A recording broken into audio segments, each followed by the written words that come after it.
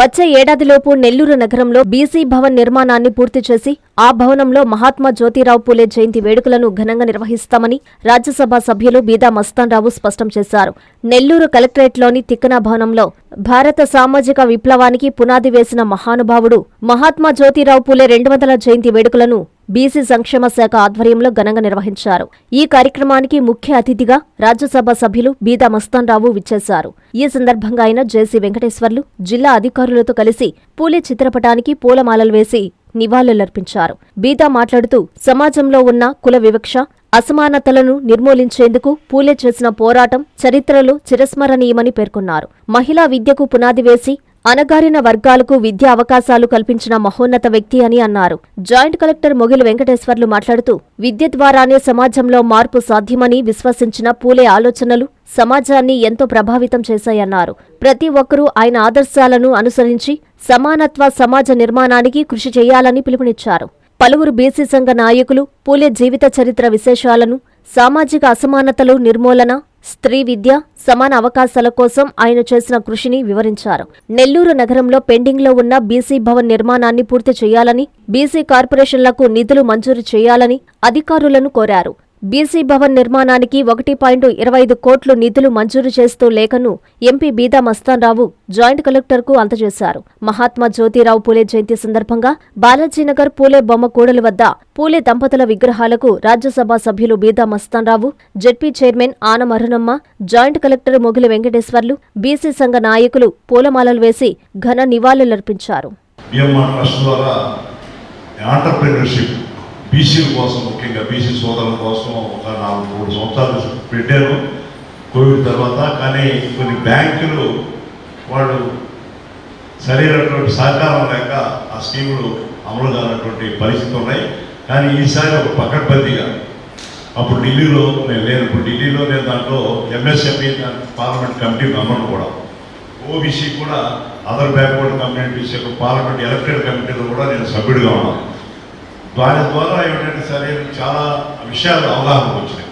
ఎక్కడెక్కడ స్కీములు ఉన్నాయి, ఆ స్కీముని ఉపయోగించుకోకుండా, ఉదాహరణ మన డైరీ డెవలప్మెంట్ దాంట్లో నేను కన్సల్టేటివ్ కమిటీ మెంబర్ పార్లమెంట్ తరఫున 29,000 కోట్ల రూపాయలు నిధులు ఉండేది. దాంట్లో మినిస్టర్ గారు అందరం, అక్కడ సెక్రటరీలు, ఐఏఎస్ ఆఫీసర్లు అందరూ అంటే కొన్ని అడిగాం, ఎవరోకి ఏ రాష్ట్రానికి ఎంత పోయింది ఏమిటంటే సరైనటువంటి సమాధానం. ఎంత ఖర్చు పెట్టినా 29,000 కోట్ల రూపాయలు ఇంత నిధులు కేటాయించారు కదా అంటే ఎవరిదంతా సరైన సమాధానం రాష్ట్ర మంత్రి గారు జోక్యం చేసుకుని మీకు రాతపూర్వకంగా మీకు ఎంపీ గారు తెలియజేస్తాము, వాడు ఏదో దాన్ని మీరు అడగతారని అనుకోలేదు ఆ ప్రశ్న అని చెప్పి. ఈ విధంగా చాలా స్కీములు ఉన్నాయి కానీ అమలయ్యేటువంటి పరిస్థితి లేదు. బీసీ భవన్ మన నెల్లూరు నడిపొట్టున అది 2019లో నేను ఉన్న శంకుస్థాపన చేసినప్పుడు కొల్లూరు రవీంద్ర గారు బీసీ మినిస్టర్లప్పుడు మన అచ్చెన్నాయుడు గారు వాళ్ళందరూ కలిసి మేము సోదరు రవిచంద్ర ఇద్దరు బీసీ నాయకులు అందరం కలిసి శంకుస్థాపన చేశాం. తర్వాత ఒక 70 లక్షలు కూడా ఖర్చు పెట్టి పునాదుల వరకు వేసాం. కానీ అయ్యా పునాదులుగా మిగిలిపోవడం, ఇందాక ఒక సోదరుడు చెప్పినట్టుగా దాని శిలాఫలకాలు కూడా అది కనపడకుండా పోయేటువంటి పరిస్థితి ఏర్పడదు. కానీ ఈరోజు మీరందరూ అడిగిన విధంగా బీసీ నాయకులందరూ కూడా, నేను కూడా బీసీ సామాజిక వర్గానికి చెందినవాడిని కాబట్టి దాన్ని ఎలా చేద్దామని చెప్పి అందరితో కూర్చొని మాట్లాడడం జరిగింది. దానికి 5,45,00,000 రూపాయలు గతంలో శాంక్షన్ అయ్యింది. దాంట్లో 76 లక్షలు ఖర్చు పెట్టాము. మరో 4 కోట్ల రూపాయలు పైబడి కావాల్సిన పరిస్థితుల్లో మన మంత్రి నారాయణ గారు చెప్పట్లేదు. నాకే స్వయాన చెప్పారు, నేను మస్తానయా, నేను కూడా బీసీనయా, నేను ఓసీ అనుకుంటున్నారు, నేను బీసీని అని చెప్పి నారాయణ గారు అభిమానంతో ఏమో 1 కోటి రూపాయలు వారు కూడా ఇవ్వడం జరిగింది. మన బీసీ నాయకులు చాలామంది తెలంగాణ రాష్ట్రం, తెలుగు రాష్ట్రాల నుంచి వస్తూ ఉంటారు, ఆంధ్ర తెలంగాణ నుంచి. ఆ బీసీ సంఘాలతో నేను మరో బీసీ సహచర ఎంపీలు అందరూ కూడా ఎంట పెట్టుకుని 7-8 మంది ఎంపీలు ఉంటారు. పాకా సత్యనారాయణ బీజేపీ వాళ్ళు కానీ, అదేవిధంగా ఇతర బీసీలకి ఆర్కృష్ణ, మన అనంతపూర్ ఎంపీ గారు, కర్నూలు ఎంపీ గారు, వీళ్ళందరూ కూడా బీసీ ఎంపీలు మొత్తం కలిసి 10 మందిగా పోతాం. అక్కడ ఆంధ్ర భవన్ దగ్గర అదంతా కూడా జంతర్ మంతర్ దగ్గర ధర్నాలు అన్నింటిలో ప్రతిసారి డిమాండ్ చేస్తున్నాం. అది మీడియాలో కూడా వస్తూ ఉంది. ప్రభుత్వం మీద కూడా ఎంతో కొంత దాని ప్రభావం ఈ రోజు కాకుండా రేపు ఉంటుంది. అక్కడ మేము ప్రధానంగా కోరుకునే డిమాండ్ ఏంటంటే 1991లో బీపీ మండల్ గారి యొక్క రికమెండేషన్ని అమలు చేయాలా, అమలు కావడం లేదని చెప్పి కోర్టు కొంతమంది బీసీ నాయకులు పోవడం జరిగింది జాతీయ స్థాయిలో. అప్పుడు సుప్రీంకోర్టు ఒక జడ్జిమెంట్ ఇచ్చింది. 54% వరకు ఉండేటువంటి బీసీలకి ఒక ప్రత్యేక మంత్రిత్వ శాఖ బీపీ మండల రికమెండేషన్ ఉన్నట్టుగా పెట్టకపోతే వాళ్ళకు ఉన్నటువంటి రిజర్వేషన్, జాతీయ స్థాయిలో ఉన్నటువంటి 27% రిజర్వేషన్ కానీ, అదేవిధంగా వాళ్ళకి విద్యాపరంగా రావాల్సినటువంటి స్కాలర్షిప్లు కానీ అన్ని ప్రయోజన సంక్షేమ పథకాలు అమలు కావాలంటే ఇంత పెద్ద జాతికి మంత్రి ఉండాలి, మంత్రిత్వ శాఖ ఉండాలా, దానికి ఒక ప్రణాళిక కూడా ఉండాలి. అంటే ఆర్థిక ప్రణాళిక కూడా వాళ్ళకి ఇంత పర్సంటేజ్ అని చెప్పి ఇవ్వాలనేటువంటిది కూడా ఒక సూచన కూడా సుప్రీంకోర్టే స్వయాన్ని చెప్పినారు. ఈ రోజు కూడా మంత్రిత్వ శాఖ లేదు. దానికి మన రాష్ట్రంలో పట్టు భారతదేశంలో ఆంధ్ర రాష్ట్రంలో చంద్రబాబు నాయుడు గారి నాయకత్వంలోనే బీసీ సప్లైని ప్రవేశపెట్టింది. అటువంటి సప్లైన్ ఆడబడి ఉండాలని చెప్పి కూడా మా ఎంపీలందరూ కూడా మేము పోరాటం చేస్తున్నాం.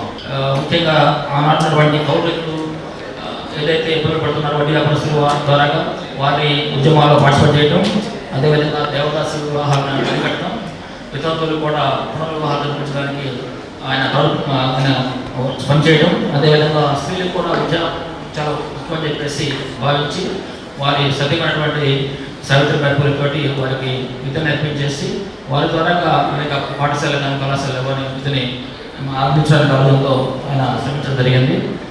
ఏదేమైనప్పటికీ ఆనాడున్నటువంటి ఏవైతే దురాచారాలు కానివ్వండి, రుగ్మతలు కానివ్వండి, అన్నింటినీ కూడా రూపాపేదానికి తన వంతుగా ఎన్నైనా సేవలు చేసి ఈ సమాజానికి, మన దేశానికి ఎంతో కృషి చేయడం జరిగింది వారు ఆ రోజు.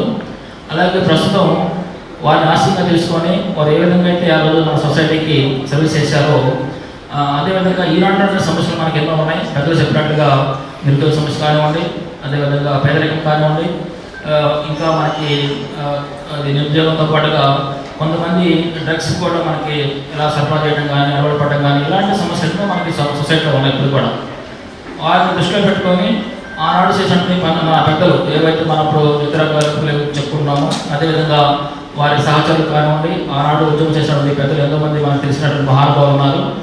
వారు ఏ విధంగా అయితే ఆ రోజు ఆయన ఎదుర్కొని సమాజానికి సేవ చేశారో వారిని ఆశయంగా తీసుకొని వారి ఆశయాలను ముందు తీసుకెళ్ళడానికి మన భవితరాలు కూడా మంచి నాయకులుగా, అదేవిధంగా వారి మంచి ప్రవర్తనటువంటి వ్యక్తులు తయారు చేయడానికి మనం సమాజంలో ఏవైతే ప్రభుత్వాలు ఉన్నాయో వాటిని ఎదుర్కొంటూ ఈ యొక్క ఏవైతే మనకి నిరుద్యోగం కానివ్వండి, పేదరికం కానివ్వండి, అలాగే అక్షరాస్యత కానివ్వండి, ఇవన్నింటినీ కూడా మనం ఇంకా ముందుకు తీసుకెళ్లే విధంగా మనం వాటిని ఎదుర్కొని వాటికి మనం పాటుపడే ఏ విధంగా మనం చేస్తే దానికి సర్వీస్ అంటే ఎవరైనా పబ్లిక్ అవేర్నెస్ కల్పిస్తే వాటిని కూడా మనం ఎదుర్కొని ముందుకు వెళ్ళడానికి అవకాశం ఉంటుంది. అన్ని విధాలు కూడా అంటే ప్రభుత్వ పరంగానే కాకుండా సొసైటీలో మన పెద్దలు, అదేవిధంగా రకరకాల ఎన్జిఓస్ ఉన్నాయి, ముఖ్య నాయకులు, గౌరవ నాయకులు కూడా ఉన్నారు. వాళ్ళందరూ కూడా కలిసికట్టుగా మనం శ్రమిస్తే మనం ఎంతో అభివృద్ధి చెందడానికి అవకాశం ఉంటుంది. కాబట్టి ఆ విధంగా మనం కలిసికట్టుగా ఎస్సీ, ఎస్టీ, బీసీ అనే కాకుండా అందరూ కూడా ఈ సమాజంలో చేయాల్సినటువంటి ఎన్నో విషయాలు ఉన్నాయి. కాబట్టి వాటి మీద పోరాడుతూ మన వంతుగా మనం చేస్తే ఇలాంటి నాయకులను ఆదర్శంగా చేసుకున్నట్లయితే మనం ఇంకా మంచి సమాజం ఏర్పాటు చేసుకోవడం కూడా అవకాశం ఉంటుంది. కాబట్టి ఆ విధంగా చేయాలని చెప్పేసి మనస్ఫూర్తిగా కోరుకుంటూ మెడికవర్ హాస్పిటల్స్ నెల్లూరు మిమ్మల్ని తిరిగి సాధారణ స్థితికి తీసుకురావడమే మా ధ్యేయం. అన్ని సదుపాయాలతో కూడిన ప్రత్యేకమైన రీహాబిలిటేషన్ వార్డ్, అందుబాటులో సేవలు ortho and neuro rehab, cardiac and pulmonary rehab, post operative rehab, post transplant rehab, sports injuries and trauma rehab, geriatric and paediatric rehab, cancer and palliative rehab. Medicover hospitals, Chintareddypalem cross roads, Nellore. Contact 04068334455. Hi Nilor, please subscribe to N3 TV.